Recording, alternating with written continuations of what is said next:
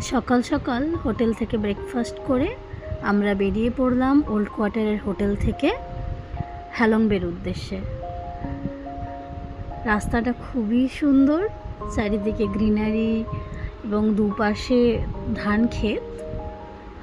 হ্যালংবে old quarter থেকে প্রায় 170 kilometre দূর এবং যেতে সময় লাগে প্রায় 3 ঘন্টা মতো।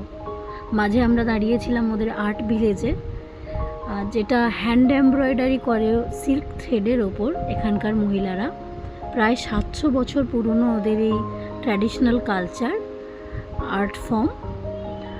আমরা এখানে দাঁড়িয়েছিলাম একটু কিছুক্ষণের জন্য ব্রেক নিয়ে এবং সুন্দর সুন্দর আর্ট ফর্মগুলো দেখলাম। তারপর আবার আমাদের লিমোতে চেপে চলে আসলাম হ্যালংবে।